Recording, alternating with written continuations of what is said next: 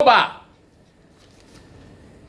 Olha, aconselho, recomendo. Hoje li um texto sobre o Batista. Lá vem você falar de Batista de novo. Tem um monte de petista aí comentando os meus comentários sobre Batista. O que é que Batista tem a ver com o Brasil? Eu vou mostrar porque é que o Batista tem a ver com o Brasil ao falar desse texto do juiz Walter Fanganiello Maierovitch. E mais, esse pessoal está querendo que nós esqueçamos tudo o que o PT fez. Não apenas o que roubou, mas o que protegeu de criminoso, de bandido violento como esse Batista. Eu não vou esquecer. E depois é o seguinte, não estou convidando ninguém para ser meu parceiro, nem meu pauteiro, tá? Eu continuo aqui dando os meus palpites. Ainda bem que você me segue aí, na grande maioria das vezes. Ó, esse texto do Walter Maierovitch, Cesare Battisti, uma fraude ambulante, publicado na página 8 da Política do Jornal Estado de São Paulo hoje, é um resumo perfeito. Sabe quem é o Battisti? O Battisti é o assassino de um pequeno açougueiro, de um motorista de carro de polícia que transportava preso, de um pequeno joalheiro de uma cidade do interior, que ele localizava através de anúncios classificados no jornal, e que depois classificava como porco capitalista, e ia lá e matava. Bom, quando ele é um delinquente juvenil, começou a carreira fazendo pequenos furtos e sendo preso, e na cadeia conheceu os líderes dos tais dos proletários, né? Os proletários anticapitalistas, né? PAC, que é o nome daquele programa lá da Dilma, lembra? PAC.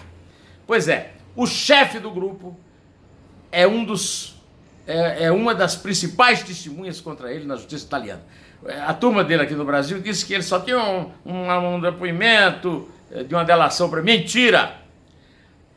O Battisti foi condenado, e diz o Walter, eu estava até pensando ler, mas achei que podia, leitura é uma coisa meio chata, então eu vou resumir aqui para você. O Battisti foi condenado por 60 juízes. Na época, a Itália era presidida por Sandro Pertini, do Partido Socialista Italiano, um homem de esquerda. Aí vem a turma toda do PT, da esquerda, o Paulo Pimenta, líder do PT na Câmara.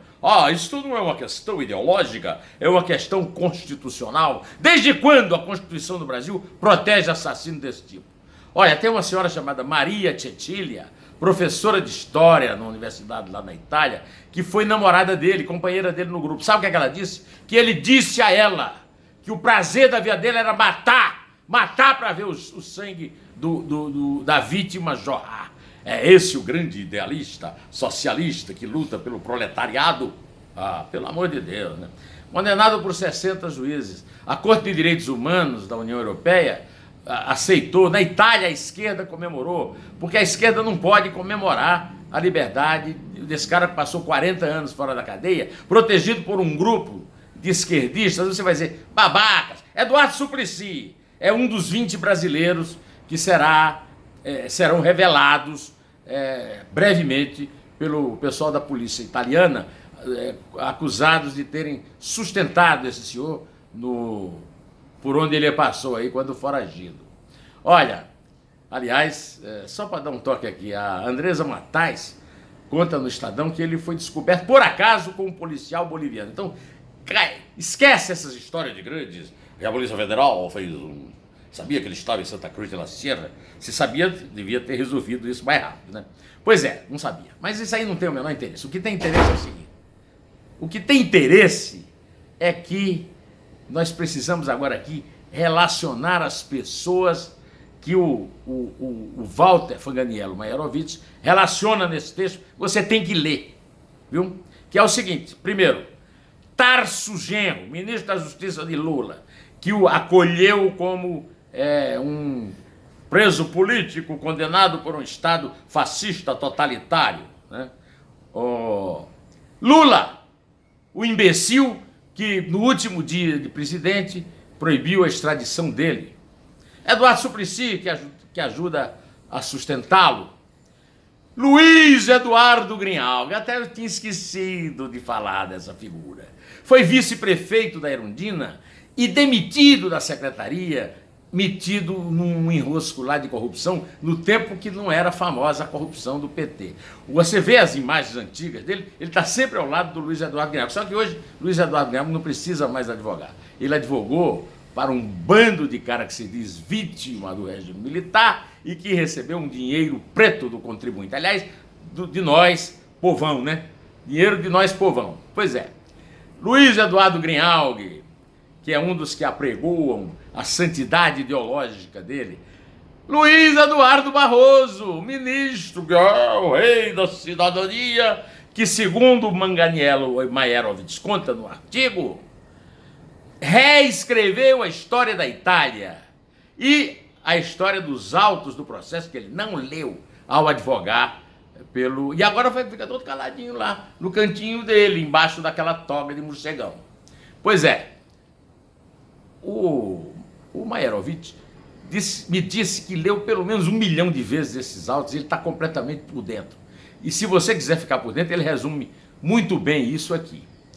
Agora, a grande responsabilidade por isso é do PT, que o manteve no Brasil por 10 anos. 2 anos no governo Lula, né?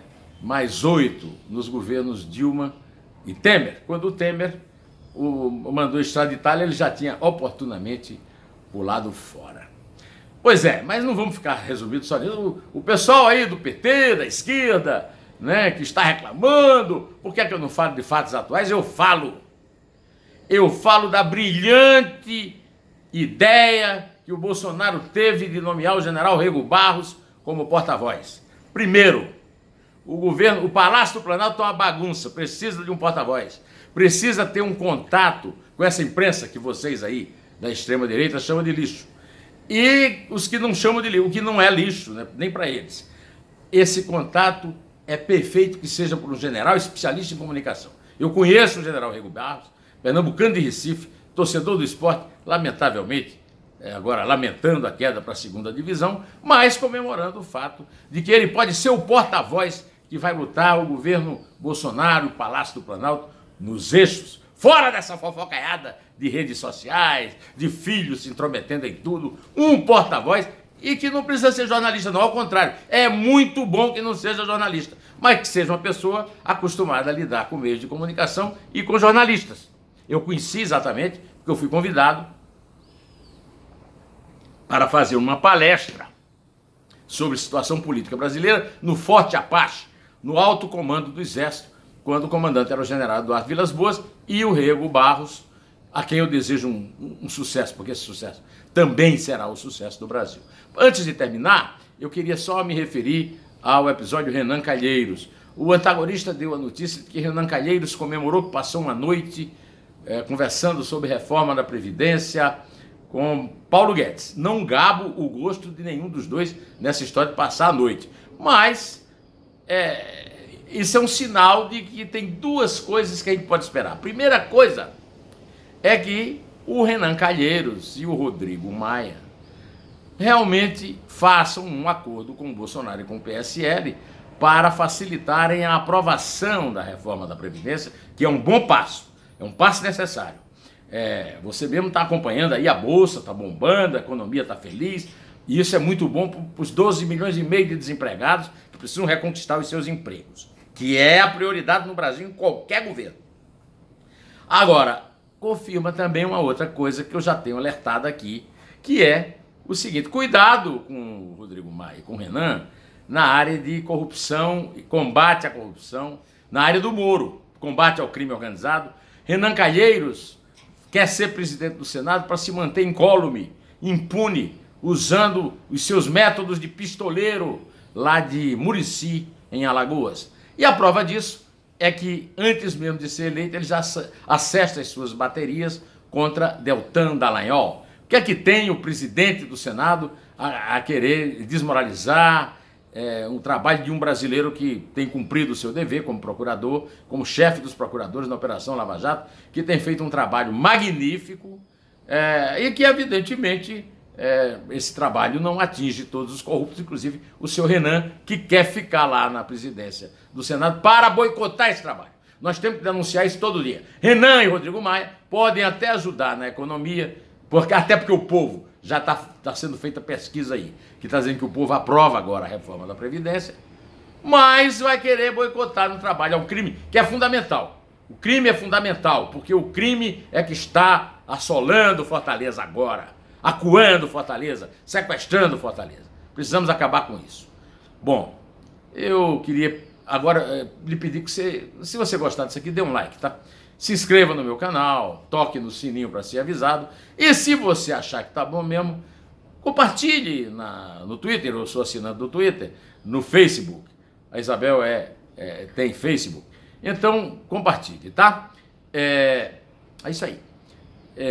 Direto ao assunto. Em pé. E Deus é mais.